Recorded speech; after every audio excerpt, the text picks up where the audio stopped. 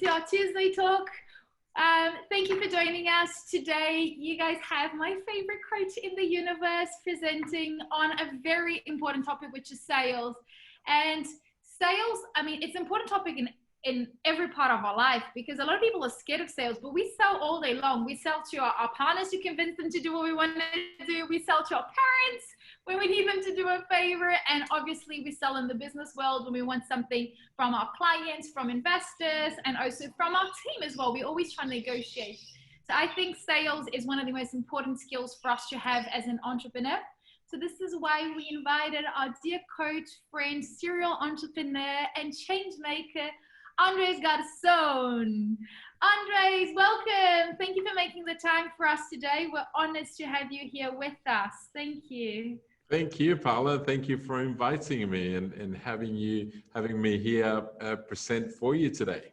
Next time, hopefully done face-to-face live, because we love the live workshops with you. I think you've done about 10 of them with us, which is so good. So good to see you now live. It's the first time I'm doing a live with you. It feels weird because I'm so used to be close to you. That's right. We are that. What are we learning today? So what are the key, what's the skeleton? What are the learning outcomes of today? How are we transforming everybody's lives today through your workshop? Well, you've started by saying something which is so true, which is so much of the business world is dependent on sales. It's such an important aspect of it, right?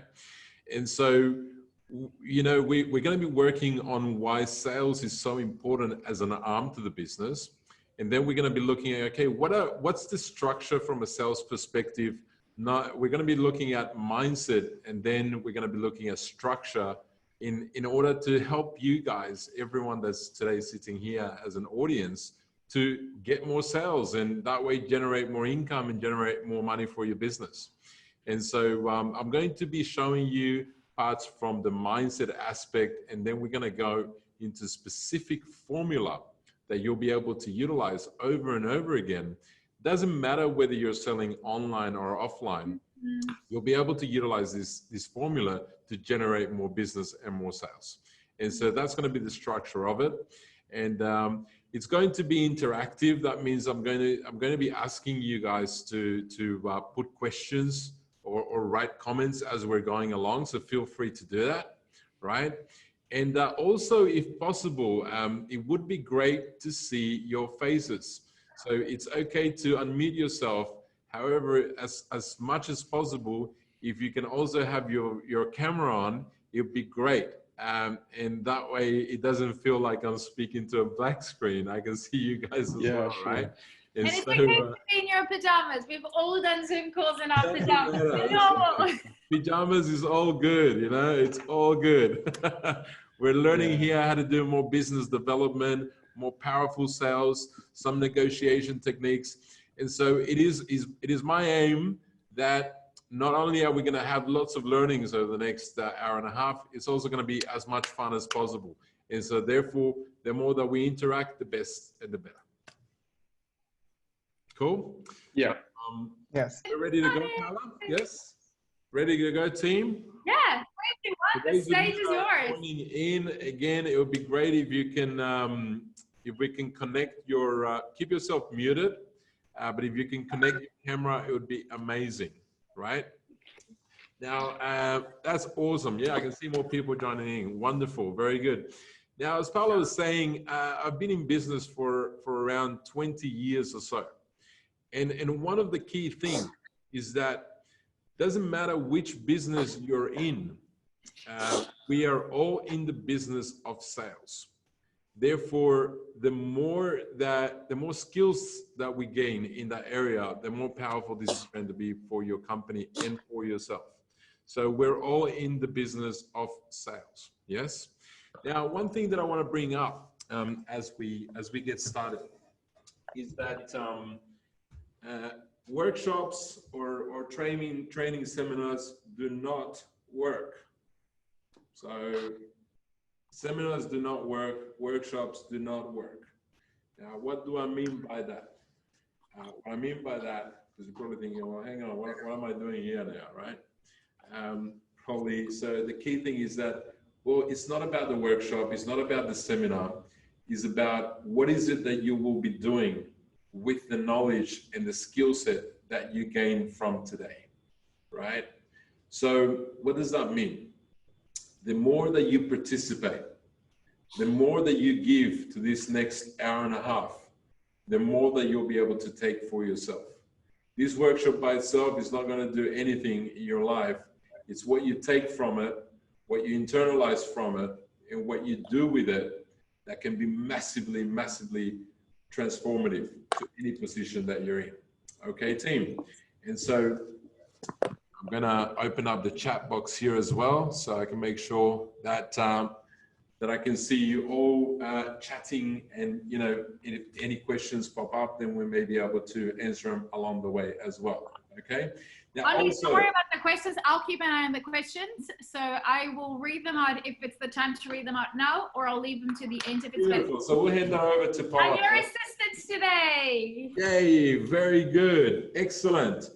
Okay, team. So why is it that sales are so important?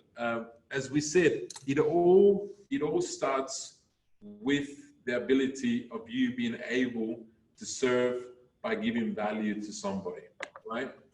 And so, in thinking about that, the sale will not happen unless the sale first happens in your mind. Now you think about it, when you're working, when an athlete is working with a coach, the athlete has to see that gold medal around their neck. They have to imagine it many, many times.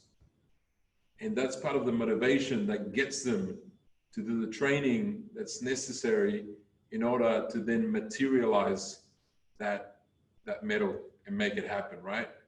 And so anything that we're doing from a mindset perspective is about you first creating that sale in your mind, right?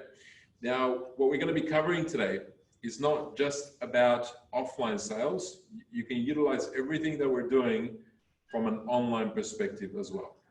All right, now we're going to start first with an exercise. I want you to think about what are the top 3 things that you believe, you personally believe about salespeople. And I want you to write them down, yeah? And as you're writing them down, then you can also write a couple in the chat box. What are the top 3 things that you believe about sales?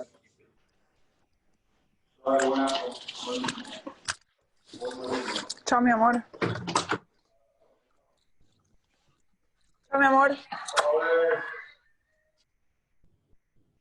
All right, are we writing them down? Let's start seeing some things coming up on the chat box. I need to come down a little bit here to see my screen. Okay, driven by money and success, not afraid of rejection, determined and driven.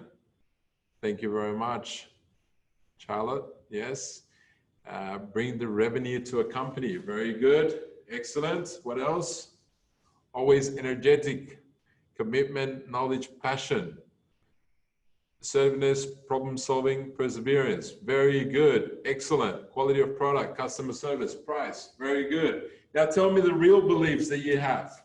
What is it that what is it that we also have in there? Because not all the beliefs are positive, right? Wolf of Wall Street, I love it. Very good. What are some of the real beliefs as well that we have about salespeople?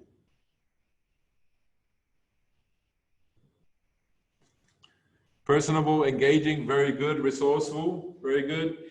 Have you guys, look, in my experience, there's 4 different types of salespeople.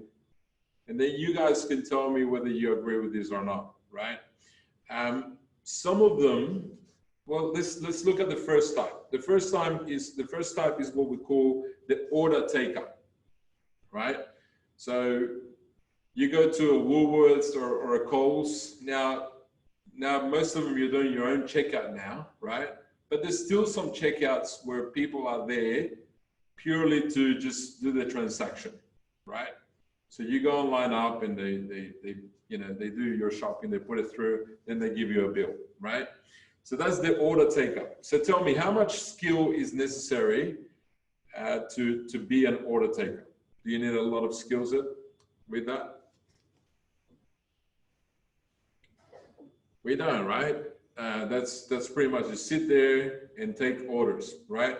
Also, we have inbound call centers for that type of situation.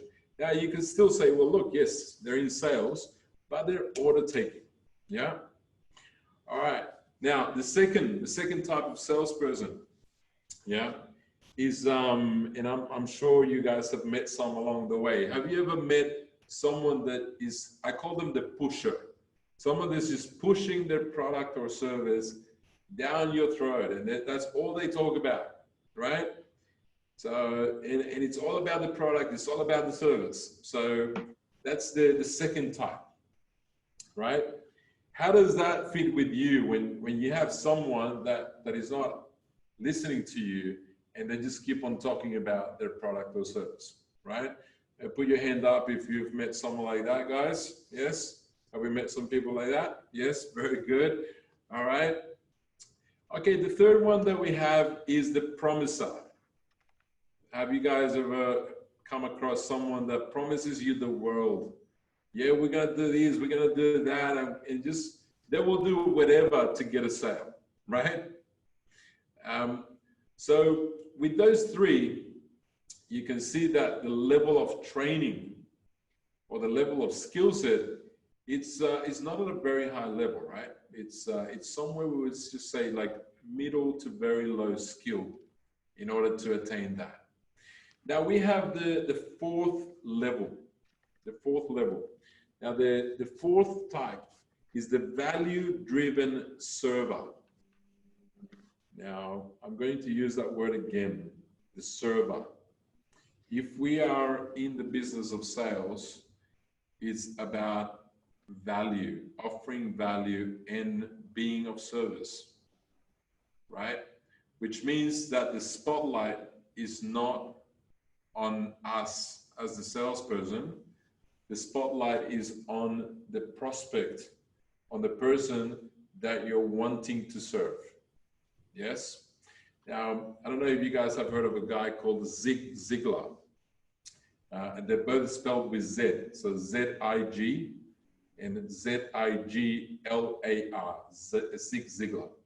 And this guy was a master in sales, right? And he spent his whole career teaching people about sales.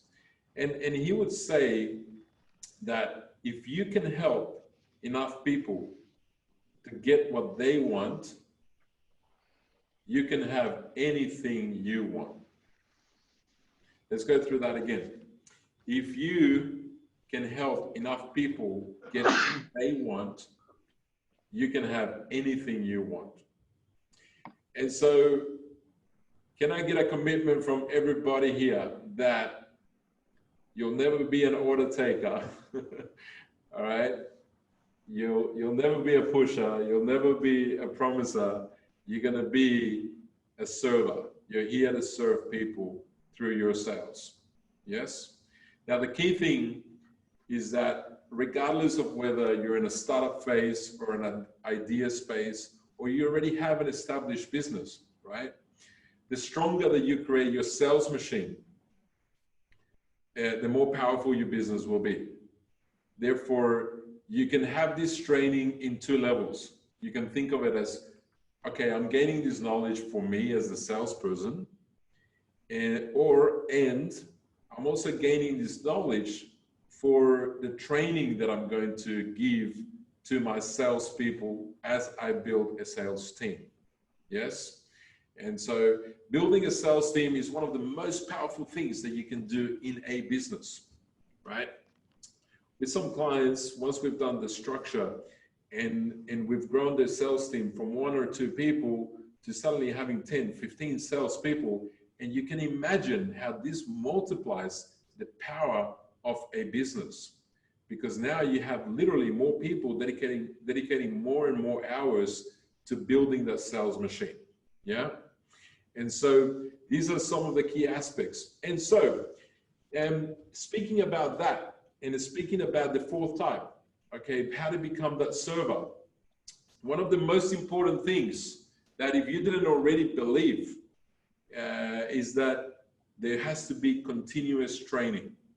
Now, I'm saying you already believe that, otherwise you wouldn't be sitting here investing your time in this wonderful afternoon doing this training together as a team, right? And so the more training that you do in this area, the more successful you will become. Now, one of the things that I want to highlight around what the beliefs that came up, thank you everyone in the team for sharing, is that being in sales doesn't mean that you never get nervous or that you're always full of confidence. No, what it means is that you keep on working on yourself to make sure that even when you're not feeling 100% confident, that you can build yourself up to the level, because it's not about you, it's about you serving people, okay? And so with that in mind, I want to equip you with some very, very powerful tools to ensure that you'll be able to maximize the sales that you're getting.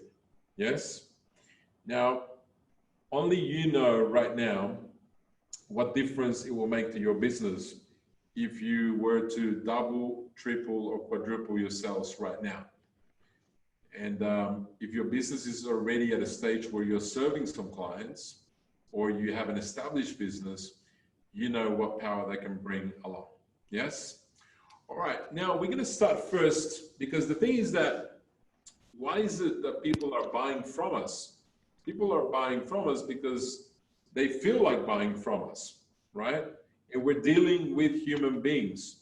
So wouldn't it make sense that the more that we learn about human behavior, the more influential that we'll be able to be, which will then bring about more situations where you can sell more, right?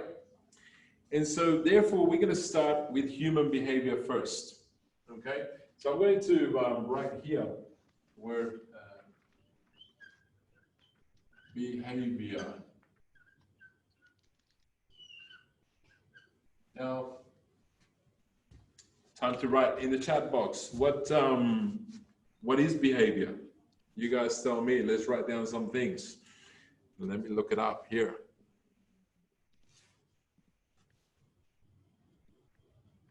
Actions, very good. Thank you for sharing. What else? Beliefs.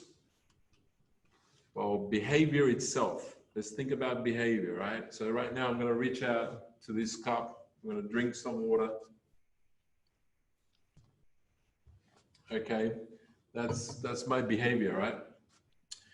The way you talk, the way you walk, the way you handle yourself, right? Actions and relationships, very good, excellent. Keep them coming, good. So that's what we call behavior. Now, it's interesting that behavior is what we can see about people, and not often about ourselves, because we don't see ourselves from the outside. We see ourselves from the inside. So other people are looking at our behavior, right? The way you are doing things, very good, excellent. Thank you for sharing, Kanuma. Yeah. And so behavior is what we can definitely see behavior. And it's interesting that most of the time we get judged based on behavior, right? But if behavior is the visible, let's put that as the visible. Well, where does behavior come from? What did I have to do before I reached out for that cup and drank from it?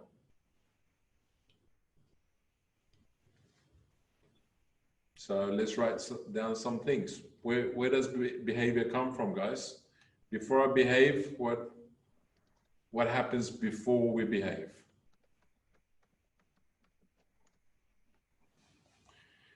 Very good. From your thoughts. Excellent. Yes. So from your thoughts. That means before we behave, we have thoughts. And thoughts then lead to the behavior. It's like, oh, I'm thirsty. I'm going to go and grab this cup and I'm going to drink from it, right? Now, here's what I want to also highlight. Behavior happens automatically. I don't really have to think about, okay, I'm going to move my left arm. I'm going to reach to the cup. I'm going to pick it up. I'm going to bring it up and I'm going to take a drink from it. It happens automatically, or also known as it happens at the unconscious level. Okay? So it happens unconsciously. We're not aware that we're doing it. We just do it automatic. Yeah? That's why, again, when we're, let's say when an athlete is training, what an athlete is training for with their coach is for what's known as conditioned reflex. They want to have behavior at a level where it becomes automatic to be performing at peak performance. Okay? All right, so we have thoughts. Now, the research shows that we have between about 60,000 to 75,000 thoughts per day. Yeah? Isn't that interesting, right? And here's the reality as well. For most people, about 90% of the thoughts that we'll have today will be the same as yesterday, right? Therefore, the fact that you're already here, you're sitting down, you're watching me and listening to my voice and feeling whatever it is that you're feeling right now, already means that you will have access to different thoughts because you're learning different material. Therefore, there's already some more powerful things coming your way, right? And so we have thoughts, right? Now, where do our thoughts come from?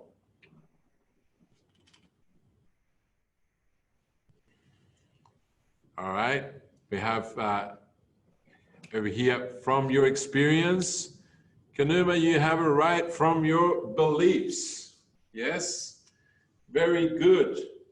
So,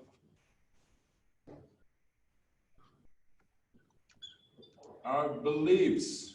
All right, team. So write down for me, what is a belief? I asked you before to share with me what your beliefs are about salespeople. So what is a belief? What does that mean?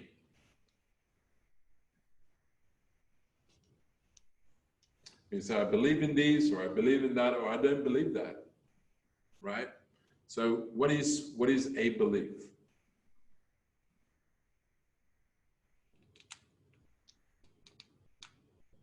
Just write it down in that chat box. I can see some of you have done some training with me already. Very good. That's excellent. I love it. Bring it on. Yeah. What makes sense for us? Very good. Excellent. What else? Have a look in the chat box. There's one that's really good in there, right? If you believe in something, right, you hold it to be, well, it is as you're saying, like faith or something, but it's something that we hold to be true to us, right? So if we believe in something, we hold it to be true, right? Now, does that mean that it's actually true? Well, it's true to the person that believes in it. That's as far as it is. It's not necessarily true, right? This is when we start getting into the mindset of things. And that's why this is so important, guys. Because, for example, let's say that you grew up thinking that salespeople are pushy and they just want to get their commission, for example, right? Then how's that going to work with you when you're in a sales position, right? Or let's say that you have a belief that, you have a belief that people make $50,000 a year, right? Or $60,000 a year. If that's the environment that you grew up in, for example, right? But what about if now you want to get into a product that you could sell, that every sale you make is $100,000. How is that going to affect your thoughts, and how is that going to affect your behavior, right? Therefore, thinking about what you believe in is very important. We're looking first at us, then we're going to be looking at our prospect, the person that will be buying from us. Yes? And so, as we believe, we see, because we hold it to be true. Yes? And so, now, another thing, where do beliefs come from? So we're going one level deeper than we have gone before. So where do beliefs come from? Let's go into that chat box. Let's see what they say. Experience, very good. That's right. What else? Knowledge, acquired knowledge or brought knowledge, very good. Culture, absolutely, very good. Yes. From our environment or our parents, absolutely. You guys are all right and you're all awesome. Yes. So knowledge, understanding, all our environment, we pick up things from our environment, and our brain begins to create this, what we know as belief systems. And so our brain begins to create these systems in our mind, and we begin to hold them to be true, right? Again, whether it's true for us, whether we hold it to be true, then okay, it becomes true for us. It doesn't mean that it is actually true. Yes? Therefore, it's a good time to be checking on, a good question to be asking ourselves is, like what we did before, what do I believe about X? Right? What do I believe about Y? You can do this for literally anything. What do I believe about business? What do I believe about relationships? What do I believe about service? Right? The more alignment that you have within this, the more influential you will be able to become, because you'll understand more about yourself. So this is created, right? And in a very powerful belief that gets created with you. And part of it we bring ourselves, because when we're born, there's already something within us about who we are, right? What happens most of the time is that we go through this stage of childhood and then young adulthood and then adulthood, and we kind of lose that sense sometimes of our purpose, right? Our true connection, right? And so a lot of it becomes about refinding ourselves in our purpose. So a very powerful belief system that gets created in the mind is the sense of identity. Who am I? And you will get a great sense of your own identity by paying attention to the things that you say to yourself about yourself when you are by yourself. Let me repeat that once again. What is it that you're saying to yourself about yourself when you are by yourself? And if those thoughts or those sayings don't match with the identity that you want to identify with, that's where the change can begin to happen, right? You can literally overwrite these things. I was working with someone that identified with, I am very shy. I'm a very shy person. There's no way I'm ever going to be able to either sell to people. It's just not in me. I'm not a salesperson. And there's no way I'm going to be able to present to a large group, right? There's a statistic saying that for some people, public audience, they'd rather die than actually do a public speaking, right? So there you go. That's another belief system around identity. And so if you're holding any of these beliefs that I'm very shy and I'm just not a good salesperson and all that, there's a special name we have for that. It's called head rubbish, right? What do you do with the rubbish? You need to do a cleanup. Yeah? Why? Because we can choose the identity that we want to create within ourselves. You know, some of the most amazing presenters, artists, and salespeople have actually come from very shy backgrounds. Yeah? Some of these people, like before they go on stage, they throw up, you know, before going on stage, right, to perform. But again, they understand that they're there to deliver service. Therefore, they clean up, get ready, and go and perform, right? And so it's a great time to be asking yourself, as you've seen, we're investing some time working on you, in your mind. What is it that you believe about yourself in your identity as a salesperson, right?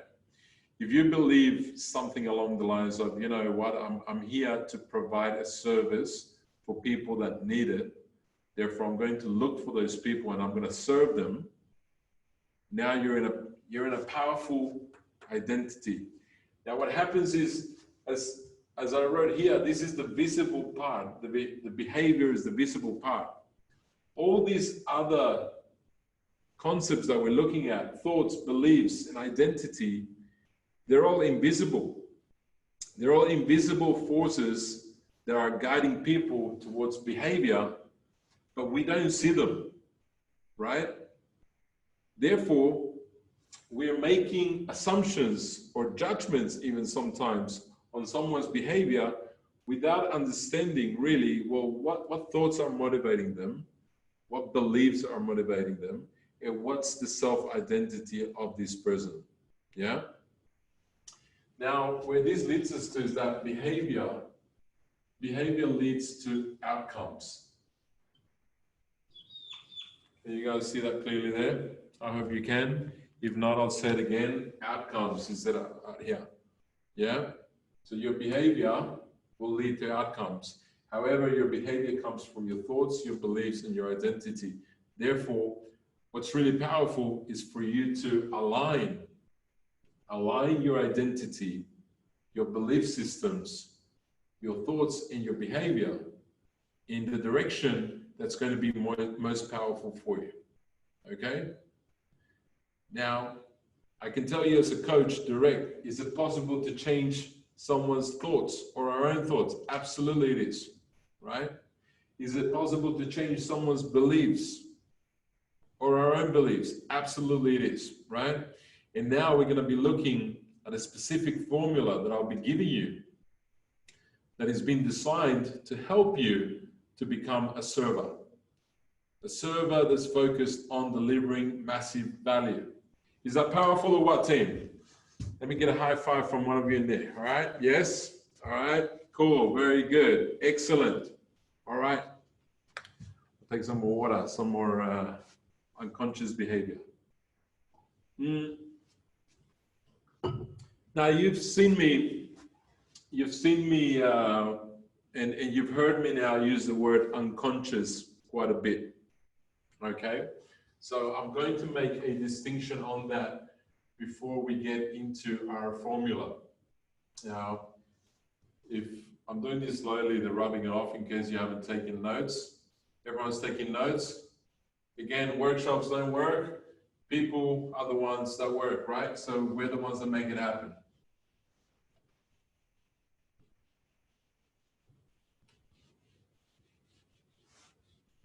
For those of you that are just joining in, it would be great if I can see your face. It would be awesome. So it's great that you're muted.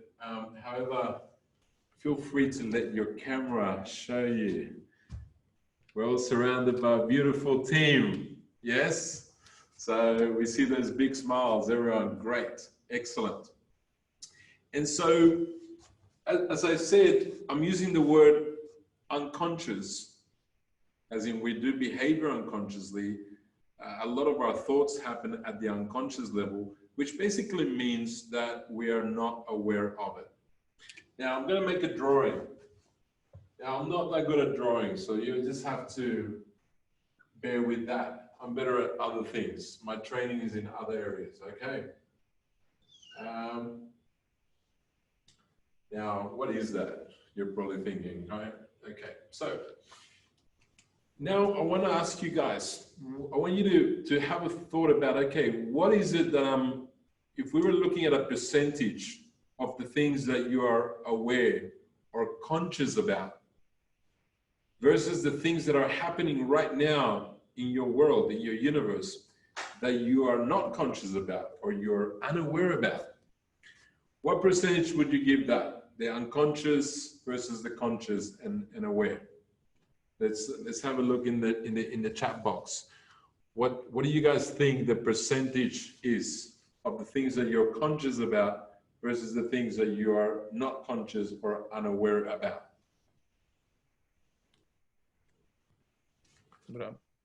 Let's see what you come up with in the chat box.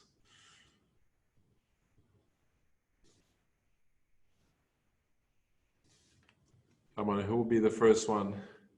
All right, cool. About 80% unconscious. Okay, good. Excellent. Saulo, we have about 5% conscious versus 95%. Let's get a couple of more answers. About 90% unconscious, 20% conscious. There's a lot of unconsciousness happening, right? Now let's think about it, team. So right now, as I said, you're there, you're watching the screen, hopefully. You're listening to my voice, and you're sitting down or laying down or feeling whatever it is that you're feeling right now, right? Are you aware of the beating of your heart, though? Are you aware of the pulse that you have? Are you aware of your nails growing? Are you aware of your breathing? Who's growing your hair right now? Who's growing your eyelashes or mustache? Or yeah, who's breathing you? Who's putting you to sleep tonight? Who's waking you up in the morning? Isn't it amazing, all these things that get automatically done for us, right? There's a part of your mind that's taking care of all of that for you, yes? And so it's getting done automatically. You don't have to think about it, right? You don't, okay, you may go and take yourself to bed, but who actually puts you to sleep? So that's the concept of what I'm talking about with conscious versus unconscious. So if we look at the concept, it is about 4%. So you're very close, about 5% of what we are aware or conscious about in our environment. Yes, so conscious. Which means there's a massive 96% of things that are happening around us that we are not aware of. 96% of things that we are unconscious about. And it's only when we bring them up to consciousness that they become conscious. So for example, if I ask you, what is your mom's telephone number? Now, some of us still remember phone numbers or not, right? A lot of them we have them saved on our phones, so sometimes we don't even need to remember it anymore, right? However, if you do remember it, where was that information before I asked it? Because you weren't just thinking about it all the time. It was somewhere, right? However, I had to ask a question, and then your brain brings it up, goes and looks for the answer here, and then brings it up to your consciousness, to the 4%. And now you're aware of it, okay? So what else is in that 96%? What else sits at the unconscious level? Now, I'm looking for a few things. So you guys put it in the chat box. What else sits there at the unconscious level? And I'll see what you guys come up with. What else sits at the unconscious level? What else sits at that 96%?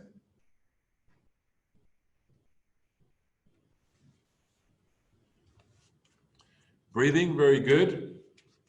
which then you can also bring to consciousness. That's one part of meditation. You can do controlled breathing, right? However, it gets automatically done for you. What else? What else, team?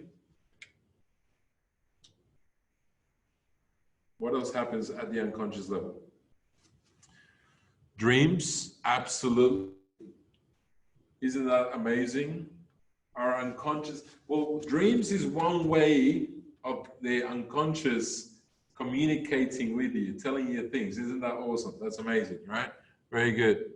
Makes us sneeze, absolutely. We don't even know how, right? Or yawn, right? We still don't understand how come we yawn. What is the purpose of it? But somehow unconsciously, all of us do it, right? What else? What else? Body functions, absolutely. Digestion, sweating, all of that happens at the unconscious level. Your body is constantly regulating your organs, keeping them at the right temperature in order for them to perform at the level that they need to, right? Memories, absolutely. There's one key one I'm looking for. Where do you think that emotions sit? Emotions also sit, right? So belief systems and emotions, they're sitting there at the unconscious level, right? That's why having a coach or someone to speak with, sometimes is a friend, or in other cases it can be even more like a psychologist or something, because sometimes, you know what, we could be feeling a certain way and we actually cannot pinpoint, okay, what's going on? I can't consciously pinpoint what's going on, right?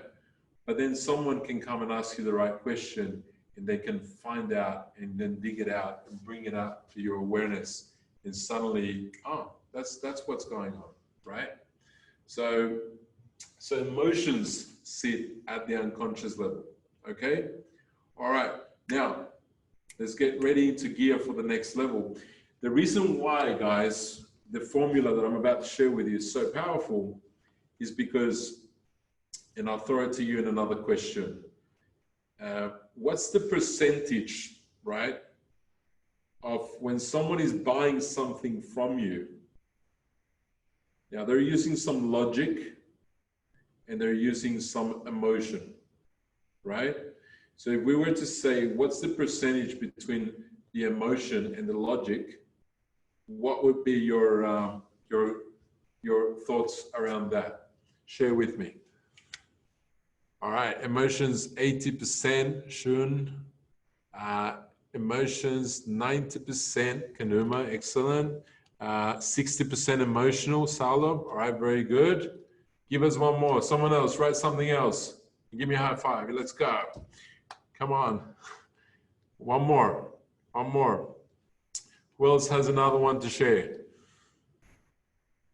Emotion 85%. All right, very good. One great thing is that we're all thinking that emotion has more to do with it than logic, right?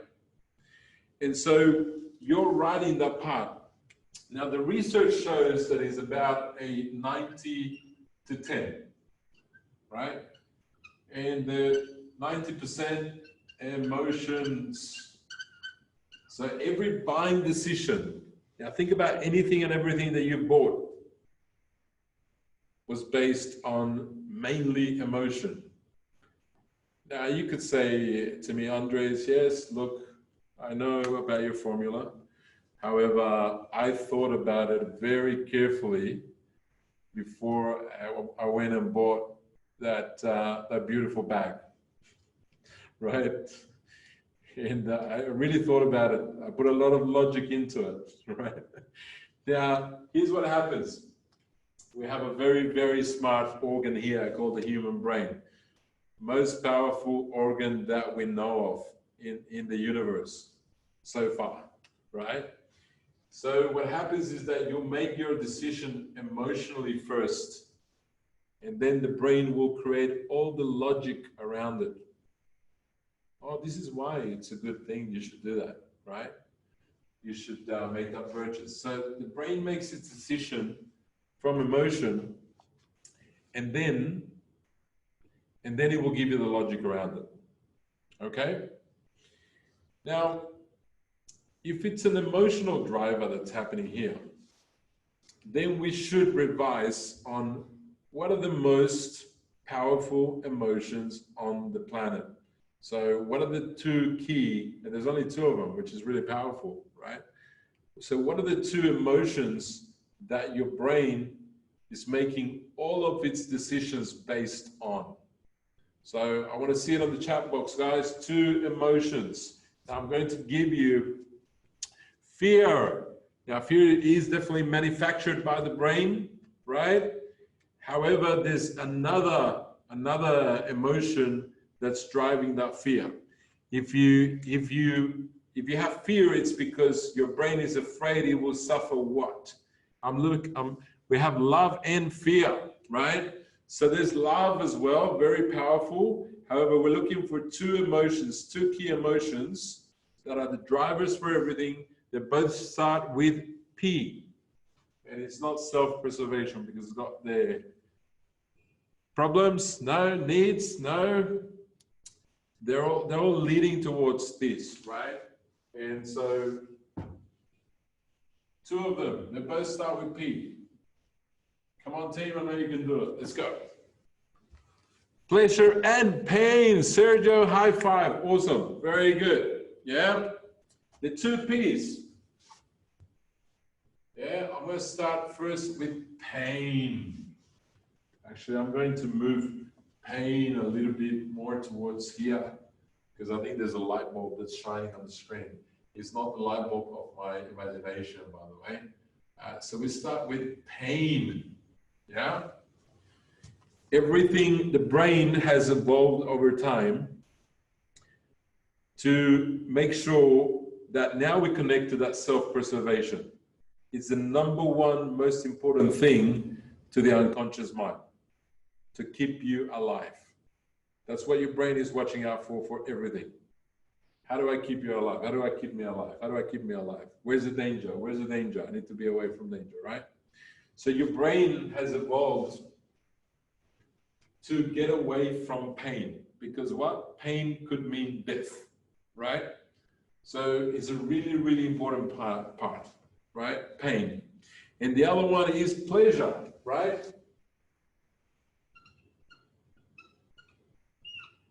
Now, as I said, the brain will look first for pain to protect you from it, and then it will move on to pleasure.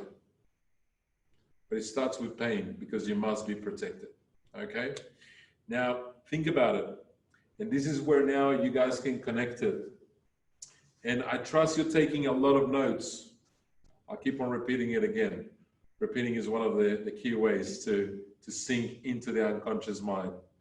And your unconscious now will pick it up even more. Which is, workshops don't work, right? Seminars don't work. You're making the work happen. So the more notes you take, the more powerful this becomes for you. All right, so the formula that we're doing is based on pain and pleasure. However, one of the really important things to connect with here is the word believe, right? Because we're making all of our buying decisions based on what we believe will take us away from pain, or it will take us away from pleasure. Now, this works universally. Every human being does it this way. So we're making all of our buying decisions. Remember, 90% of it is based on emotion. Therefore, 90% of the decision is based on whether you believe it's taking you away from pain and moving you towards pleasure. Okay? So now, if we connect that back to what we talked about of being in service of others, being in service of our customers, then this makes it really simple for you to serve, because all you need to do is go and find out what they believe will take them away from pain and what will bring them pleasure. And if you can do that, you will become so powerful and so influential as a salesperson that you will be able to serve more people. Now, again, the more people you serve, the richer that you deserve to become. Because if you're bringing service to the community, if you're bringing service to other people, then you deserve the money that will show up in your bank account because of that. So it's always the mission before the commission. It's always the mission before the money comes into your account. When you have a lot of money coming into your bank account, it proves that you are serving a lot. So the more people you serve, the more money that will show up in your bank account. Is that great or what, team? That means that you're now getting more keys to make more money, okay? So we're going to be looking at the formula. The formula is D, I'll write it out first, right? D times B plus F. Do you guys remember back at school when you saw this sign here? What does it mean? Someone put it in the chat. What does this sign here mean? Let's see who's listening to those maths classes. Who's greater than? Very good. Thank you. Excellent. Thank you, Gabriela. Must be greater than R.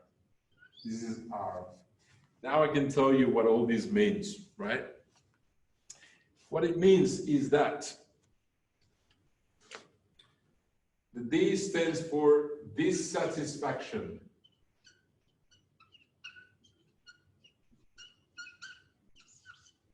Yes? Multiplied by the V, which is for vision. Now again, we're looking at the dissatisfaction is pain, right? Vision is pleasure. Now I'm going to make a note in here. There's a universal law that all of us human beings are under. And this is universal law, same as gravity. We cannot see it, but it's there. And it's known as the law of duality. What does it mean? It means you don't know what darkness is unless you know what light is. You cannot have one without the other. Yeah? You cannot know sickness unless you know health. Right? You cannot know being rich unless you understand, okay, there's also a meaning for being poor.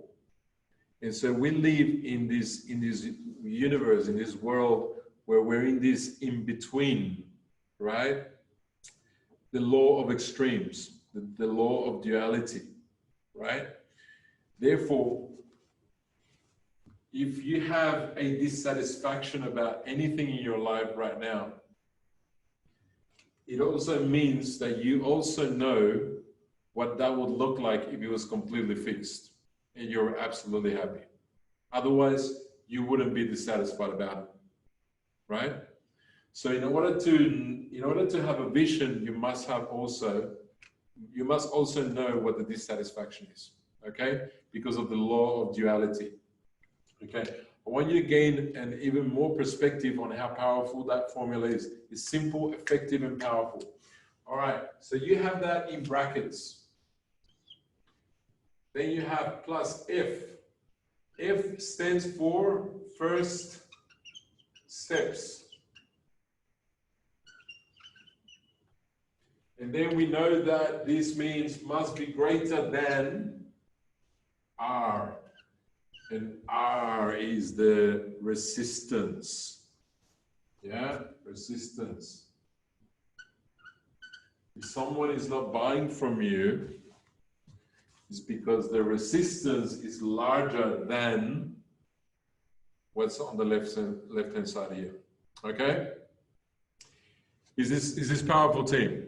Yes. So now hang on. So how do satisfaction? How do you find that out? Let's go to the chat box. How is it that you find someone's dissatisfaction? Very good, Schön. So listen to them. Yes. So asking, excellent. Behavior, very good.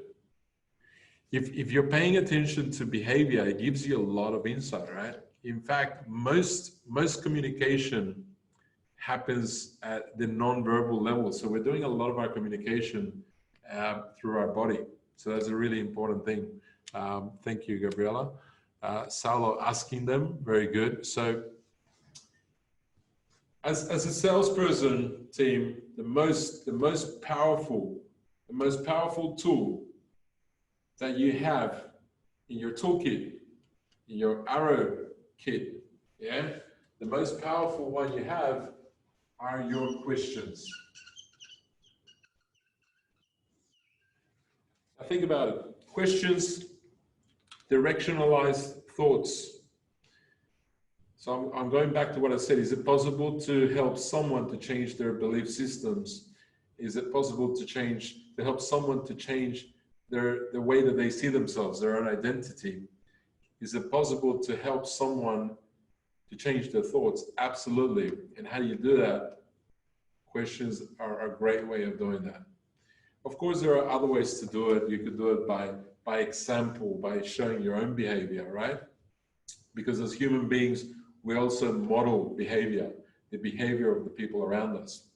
However, right now, in the context of sales, you do it by asking questions. Here's the power of questions. Now, if I were to ask you, okay, what's the worst thing that's happening in your life right now, right? The thing that's worrying you the most. You know, you don't have to write it in the chat box. That's okay. You can keep that one to yourself, right? And how is that a problem for you, right?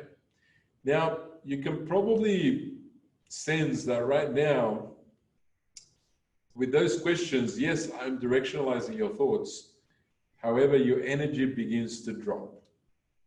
Why? Because I'm literally taking it there to a place where it's going to drop. Yeah, because I'm asking you about what's the worst thing that's happening and how's the problem for you and how are you feeling about it, right? Let's get you out of there, all right? That's an example of how powerful questions are. Now let's go to the other one. What is it? What is the best thing that's happening in your life right now? What are you most grateful for right now in your life? Have a think about that for a moment. What are the things that you're most grateful for and you're most happy about? And why are those things making you happy? Or why are you grateful about them? Yes. Now, can you begin to now notice within yourself that the energy begins to rise more? Because now your focus has shifted from one side to the other, right? So your energy, okay, now comes to that, right? And so this is the power of questions, guys. Questions, directionalized thoughts. And remember, thoughts lead to behavior. Or also underneath the thought, you have the belief system. And underneath the belief system, you have the identity system. These are all powerful systems of the brain, right? And people will behave in accordance with that, right? So catch yourself as well when you're saying, this is on a side note, it's also necessary, it's also, you know, when you're listening to your buyer or when you're listening to yourself, if you're using this word, I can't do this or I can't do that, or another people that say, we can't afford this, right? Remember we talked about head rubbish? Well, that's one of them, right? If you catch yourself saying, I can't do this or I can't do that, or I can't, give yourself a good slap, like a good one, you know? Make sure that you feel it, right? Because the key thing is that whatever you tell yourself, it's what your brain is going to follow on. Your brain is not going to make you into a liar. Your brain will follow through with whatever you tell it, right? A much better way to position that, if rather than say, look, I can't afford that, you could say, you know what, I don't have that in my budget right now. How can I afford it? How could I afford this if I really want it? Now that's a question that you're asking your brain now. So now you're directionalizing your thought towards the how can I, okay? Let's get back to this. So if you're finding out from your buyer or the prospect, what is it that they're dissatisfied about? And then you work out, and then you can ask them questions about what is the solution to your problem? Yes? And then you start guiding them through some first steps that they can take towards their desired mission. And that will melt away the resistance.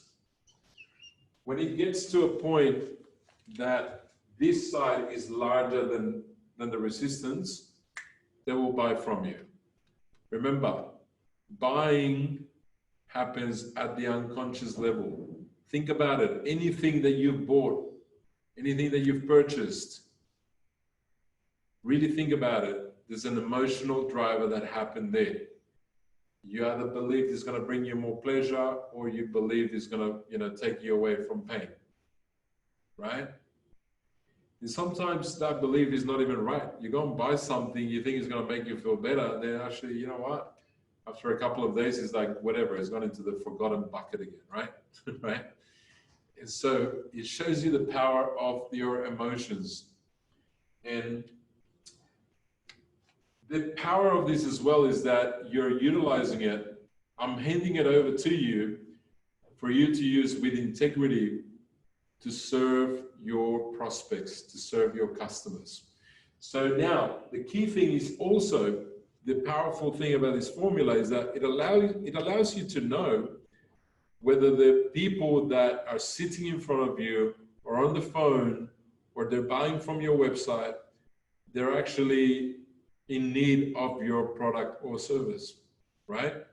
So if you don't have the right product or service for them, let them go, right? Sale is not finished when you receive the money from the sale. It doesn't end there. That's the beginning. It's the beginning of a relationship, right? And ideally, this is another tip that I'm sharing with you after being in business for over 2 decades, which is you want to get into businesses that have the ability to sell again and again to the customer. So repeating transaction business, that's the type of business you want to be in, right? If you're in a business that only sells once to a customer, then you need to go and find more prospects. You're only making it more difficult for yourself. So ideally, you're all in businesses that the customer will love your product or service so much that they will now come back again, and they'll come back again for it. Okay? And so, there's one thing, before you start utilizing the formula, we're looking for you to be in rapport. I'm going to write that here, rapport, with the person that you're speaking with. Now, team, write down for me. What is rapport? Write it down on the chat box. What is rapport? What does it mean?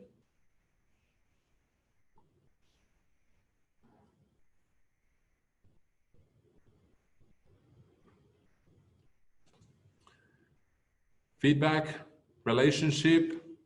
Give me a bit more, guys. What type of feedback and what type of relationship? A close relationship. Okay, we're getting there. Good, right?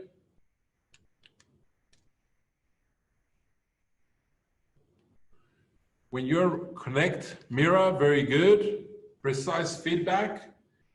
These are all components of being in rapport. Yeah, right. So very good. Being in rapport means to create an environment of trust. Yes, create an environment of trust. Now, depending on what personality type the person that you're speaking with has, how quickly you can get into rapport with them, right? However, if your sole focus is how am I going to serve this person? How can I serve this person better? Then that's going to make it easier for them to realize that, because they can pick up on that energy. They can say, you know what, this person is actually really here to serve me. They're going out of the way to serve me. Therefore, that's going to help you to build an environment of rapport, right? An environment of trust. Only when someone feels comfortable with you, then you can start asking them questions about, okay, so what kind of problem are you having? Now let's use a real life example. Let's say that, okay, I've got a couple of extra kilos that I'm carrying around with me right now, which I would like to drop them off, right? Let's say that I'm speaking with a personal trainer. So what would be some, if a personal trainer wants to get my dissatisfaction, what kind of questions can she ask me, or can he ask me? Let's see, team, let's see what input you have on this. We have positive connection from Janine, very good. That was before for report, excellent. What kind of questions could he ask me, or could she ask me? Let's see what we have in the chat box. We're waiting. I am patiently and eagerly waiting. What's your habits of food? Very good, excellent. That's what's known as an open question. We want to use a lot of open questions at the beginning. Which are these? What and how? Mainly those ones, right? What and how? Why? Because they elicit conversation from the other person. So yeah, look, what's your nutrition like? You know, well, you know, you could ask questions like, so how long have you been feeling this way? Remember, it's a feeling, right? So, because, you know, someone else could think, oh, look, he looks okay. It doesn't look okay. If I don't feel that I'm okay, then that's what really matters here, if you're my personal trainer. So how long have you been feeling this way for? Okay, and what's the actual problem? What is it that you're feeling? So that's, you know, so now I'm going to come out and say, well, look, you know, I looked at myself in the mirror. I didn't, you know, I'm not really feeling great with what I'm seeing. Also, I'm not feeling as fit as I would like to feel, right? Now, I've already now given you information about what's making me dissatisfied. Now, I'm going to give you a direct tip on whenever someone gives you their dissatisfaction, you ask them, you back it up with a question, how is that a problem for you? Okay, so you ask the question, how is that a problem for you?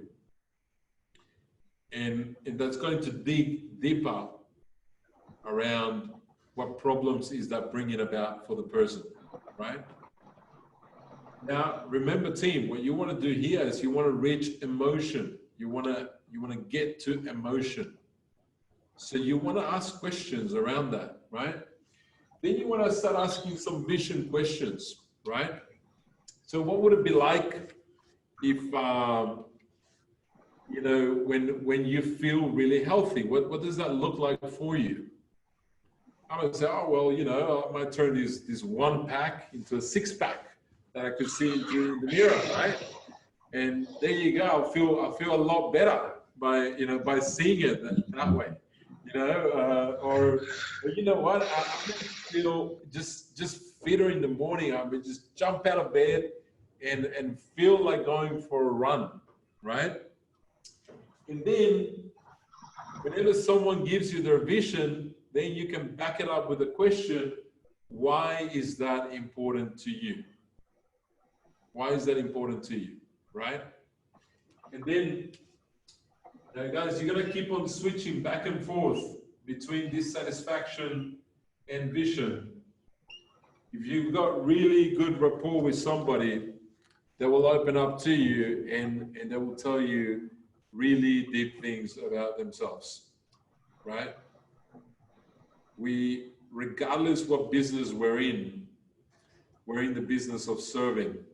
If someone has clicked on your site, if someone has put in a request for a call, if there's a prospect in front of you, there's a reason why they're standing in front of you or sitting down in front of you or on your website.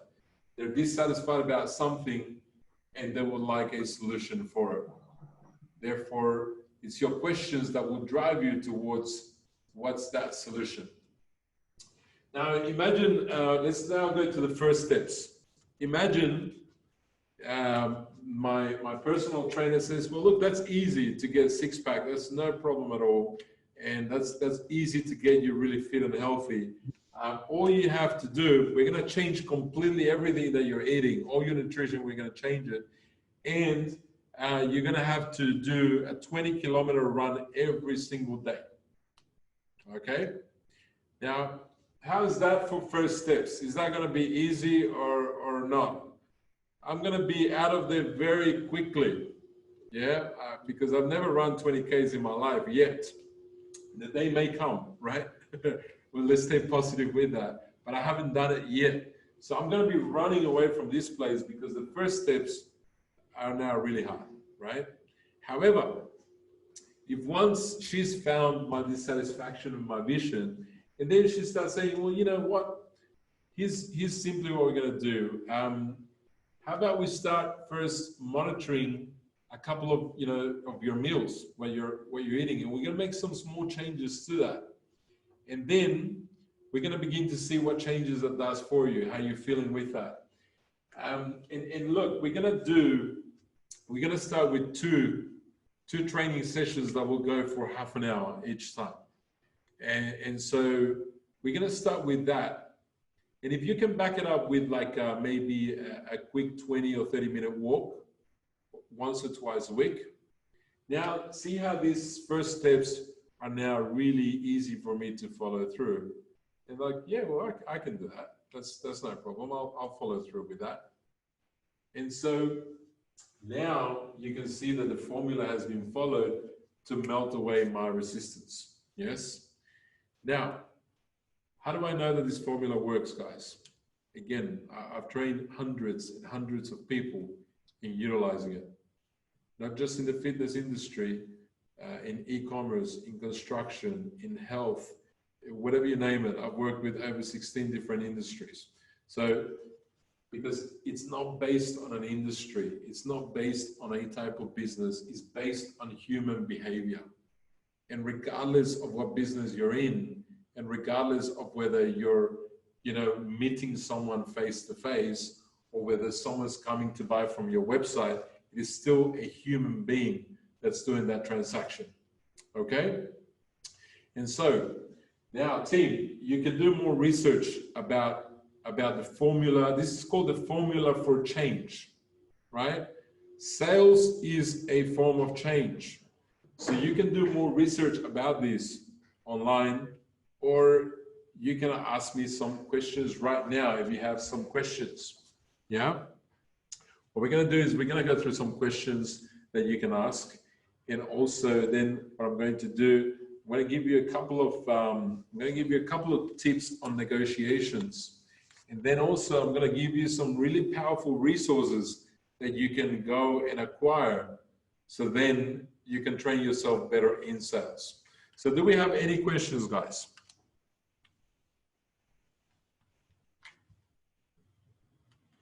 Anything that you would like me to go over with you right now?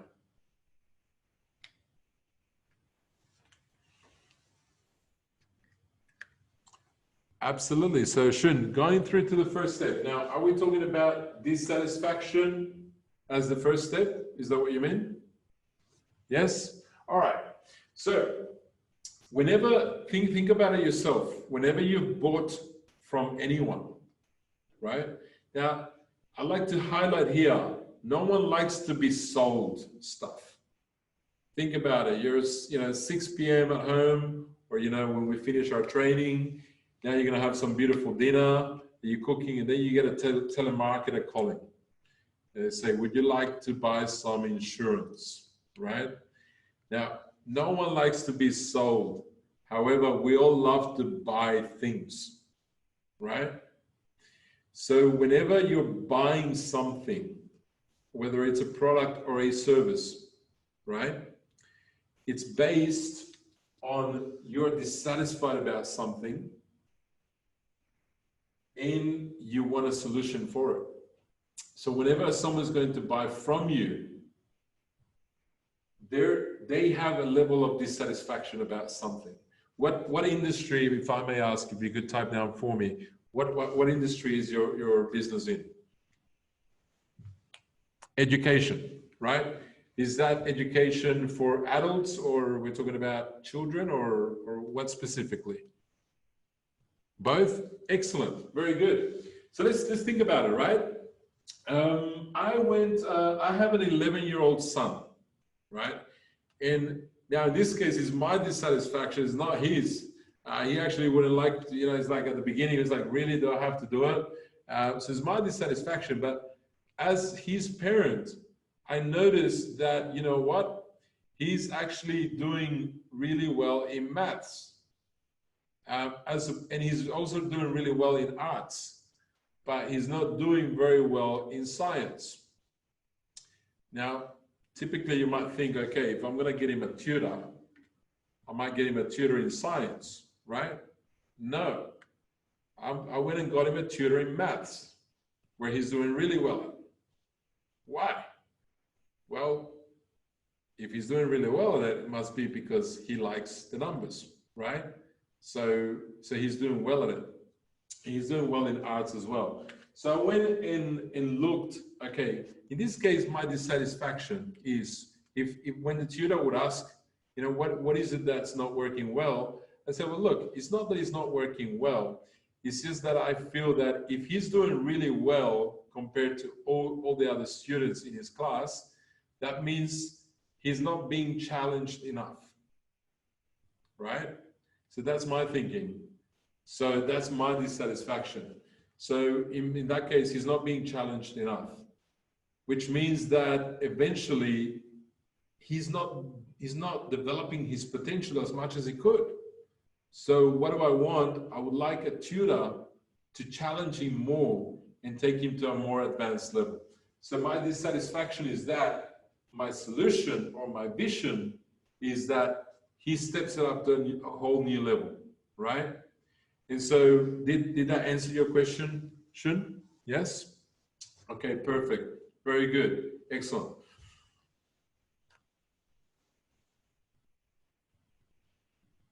Okay, I've got a question from Gabriela, and that's great. Yeah. So there's a couple of things to the question is, if everyone can see, how to deal with difficult clients, that is, people who do not easily show their emotions or dissatisfaction or vision. Yeah. Now there's a part to that. One of the parts could be, right, we need to check rapport. Have you built enough rapport with that person? Now there are people that show less emotion than others. Now I'm going to give you, there's a book that I'll write down. It's called DISC, DISC. Now DISC is a behavioral profiling training. You can get a book about it, and it shows you the different personality types. Because being great in sales is about becoming more flexible depending on the person you're speaking with. There are certain people that, and over here, you'll learn more about it. The one that is the D and the C, they're typically less emotive. They're not there about the emotions. They're not there about chit chat. They don't want to talk too much about their pain. So with those people, when you notice that you're dealing with someone who doesn't want to go too deep into that, you focus on the vision. And you don't say, what's your vision? you would go into what's the outcome that you're seeking. So if this problem was completely fixed for you, what's the outcome or what things would happen? So you step away from the emotion and you focus on the logical outcome, right? Based on that, then you know whether you can deliver on that outcome, yes or no, based on your product or service, yes? And so in order to deal with those people, we need to gain more understanding about personality types, yes? And that will help you then know, okay, I'm now dealing with someone who doesn't really want to talk about their emotions, right? They're more based on the outcome. Now, that only answers half of your question about people that don't want to show their emotions as much. The other bit is when you're talking about difficult clients. Now, I'm going to bring it to you. If you're getting difficulty from someone, it's because you're getting resistance, right? So what you need to go back to is to the formula. Why is it that you booked a meeting with me, for example? Or what is it that you're hoping I can help you with? That's a really good question. In the English language, the word hope and help are two of the most powerful words. So if you use the word in, how are you hoping that I can help you?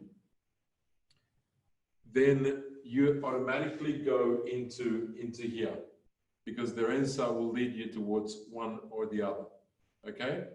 So usually, if you know, when we talk about objections or difficulty with clients, it's because we haven't dug deep enough into what's their driver. Remember, there's always going to be an emotional driver sitting there. Some personality types like to show it more, some don't. Yeah? Okay. We have time for one more question, team, before we get into... actually, there's already the question here. Awesome. Very good. When the resistance is about money side. Okay, with DISC, who's the writer? I'll get that to you in a moment because I need to look it up on the internet, right?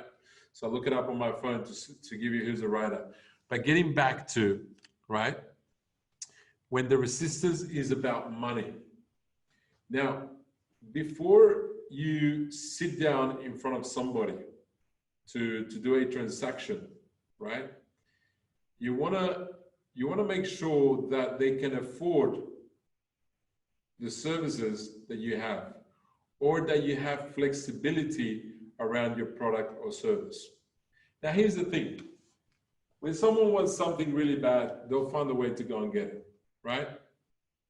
However, that works for part of the equation. I could really want a Ferrari right now.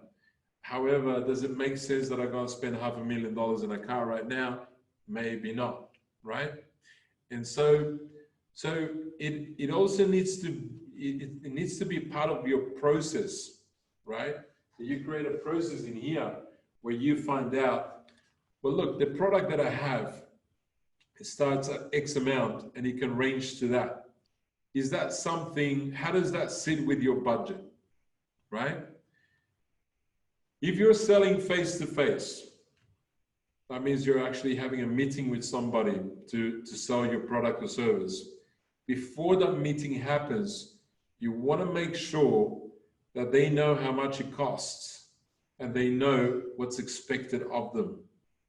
So if they have to invest a certain amount of time to make your product work, or there's an expectation that they need to invest some time, you need to let them know that before you meet, right?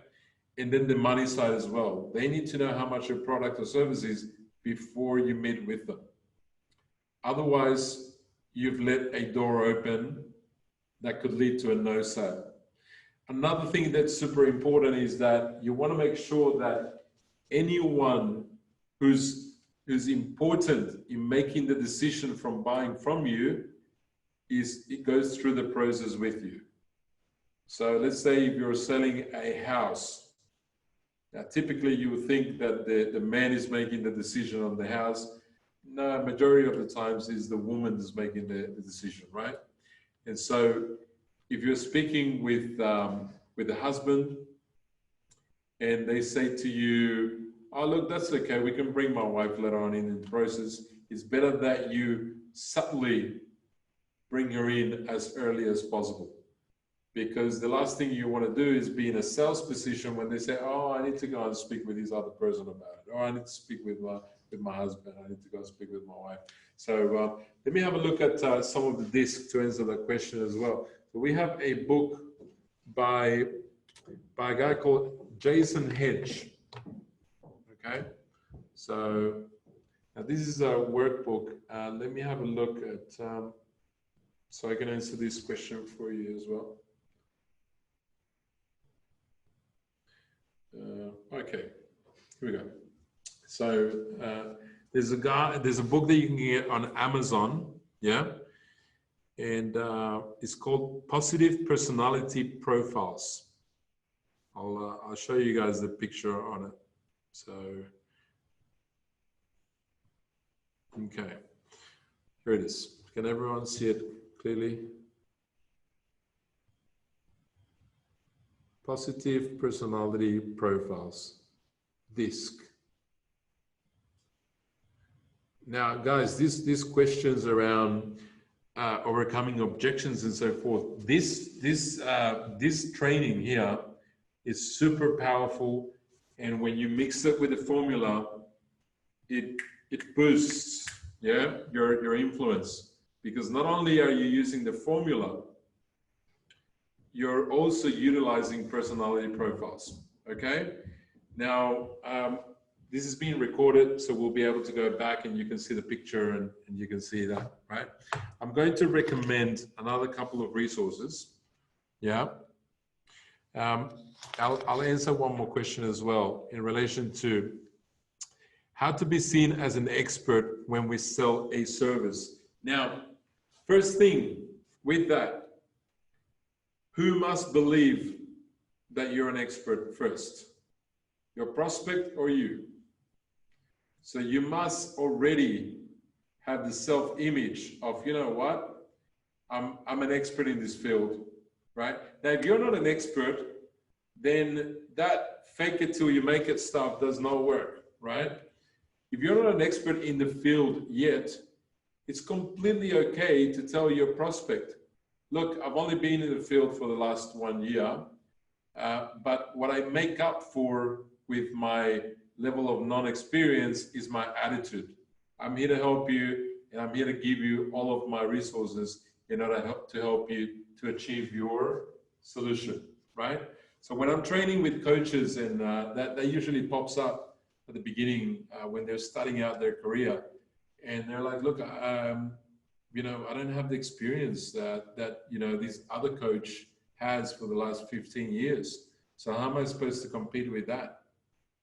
And so that's the way I answer it. Well, look, the key thing is that you may not have the experience, but you have the training, you have the ability, you have the mindset, and you also have the time, because you don't have many clients at the beginning, right? And so it means you can over service the first few clients that you have. The other thing as well is that you can utilize your social media platforms to show the experience that you have. And you can share testimonials and things like that will help you to become more of an authority in the industry. Okay? All right, team. There's a couple of more resources that I want to share with you. There are 3 books that I'm going to recommend to you. One of them is called, the first one is called Sales EQ. So I'm going to take the formula now, everyone. It's recorded anyhow, so it's all good. But you'll be able to see it back. Sales EQ. Guys, we have that book at the campus. If anyone wants to borrow, just ask Annalise, and she's got that book. I've got Naomi and Delphine. Me. All right. First, I love to see you guys together watching this. whoever comes first will get it first, right? So Sales EQ. And it's written by a guy called Jeb Blount. J-E-B Blount. Is it Blount? Or, yeah, I got it right. Cool. The second one I'm recommending. Now, this is very powerful material I'm recommending, guys. So it will enhance your selling experience, yes? The second one I'm getting is pitch anything. Pitch anything. This is written by a guy called Oren Klaff. K-L-A-F-F. Oren Klaff. Yeah.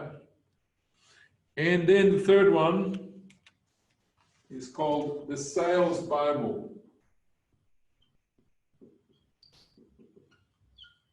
It's written by a guy called Jeffrey Gitomer. All right.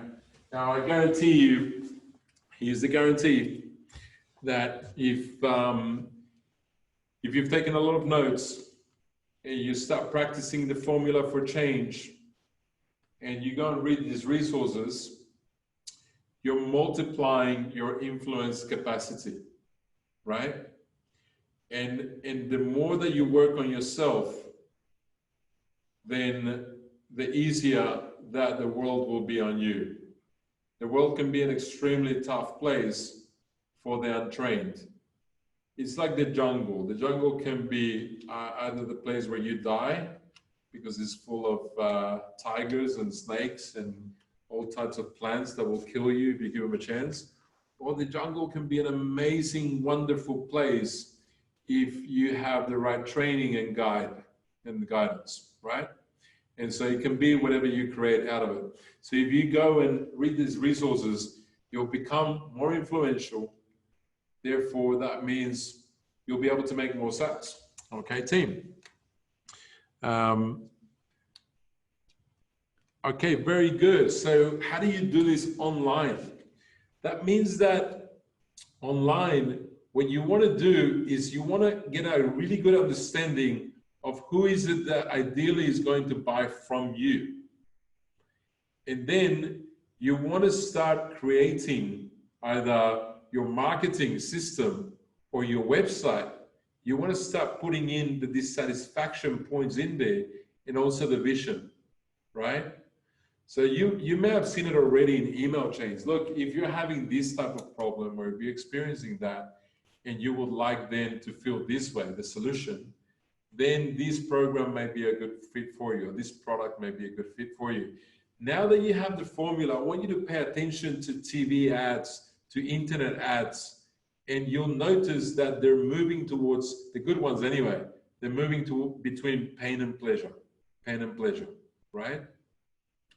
And then the first steps are easy. Go and take this step, right? So that means that if you're doing sales online, you must infiltrate the formula within your website, within your email chain, within your paid ads, within your SEO, right? So you want to now be utilizing the formula within the aspects of what drives traffic to your site, and then what do people do once they're on your site or your landing page, okay? All right, team.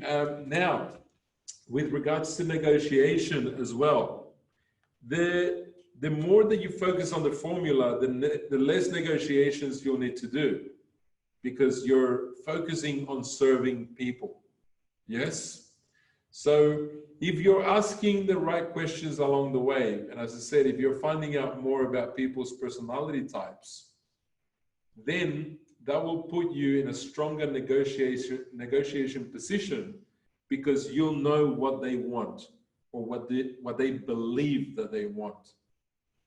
And knowing that allows you to keep on positioning yourself to give them that, right? So understanding people's needs and wants, which are all based on beliefs, will help you to be in a stronger negotiating position. Not everyone wants what you want.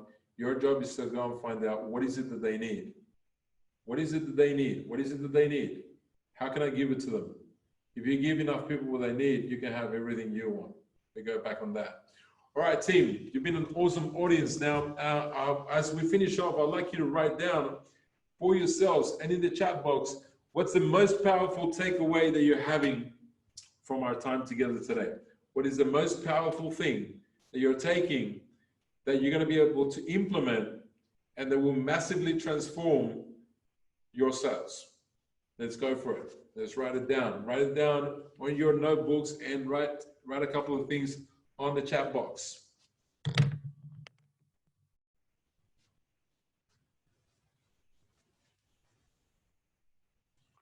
Formula and books, very good. Excellent. Thank you, Kanoma. Great to see you. What else, team? What else are you taking from today that's powerful for you in your own self-transformation, in your sales journey?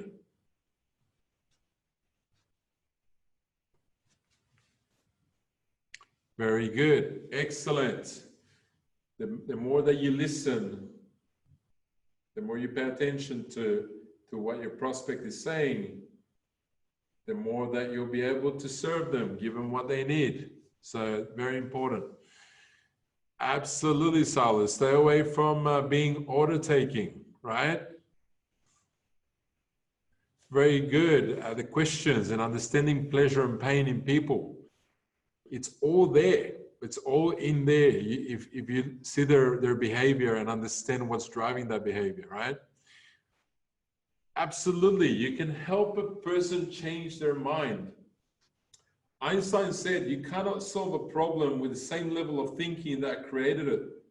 Therefore, if you focus on helping someone to see from a different perspective by serving them, then you're awesome, right? Then you'll have customers following you, have money following you all the time. How good is that? Having money following you all around. Yeah. Aim to always provide value. Excellent in every interaction. Thank you, Rogero. And work on and believe in my capacities. Brenda, excellent. Very good. Sure, if you can help enough people to get what they want, you can get anything you want. Absolutely. Yes? Very good. Excellent, team. Well, guys, it's been an amazing journey. You can see when we're having fun how time can fly, right? And so I welcome you to have a look at my profile, Andres Garzon. I'm the CEO of a company called Businesshouse Group. You can find us on LinkedIn. You can find us on Instagram. Happy for you to have you on our social media platforms, and feel free to reach out at any time. We are in the business of human transformation and design. Yes. On our website, you'll be able to find our email, or you can also get in contact with us through Paula if you have any further questions about training. I've put your LinkedIn link over here so that everybody can automatically add you. So we're in touch. And guys, please add Andres, because then you can stay in touch. Like in a month, they need a favor, you have an idea. It's always good to stay in touch. Absolutely. Well, guys, it's been awesome to share this time with you. And being able to share some powerful tools that will help you to evolve even further. All right. So with that in mind, we close off today's training. Have an amazing night. All right. We want you back, Andres. We need you back. So we'll have you soon back for another session. Stage 2 of Sales Masterclass. I'm always ready. Yeah. Everybody's clapping. Everybody's happy. Academy of Entrepreneurs. Awesome. See you guys. Thank you. Awesome. Cheers, guys. Thank you for today. Thank you for being so amazing with us. Thank you. Thank you, guys. Big hugs.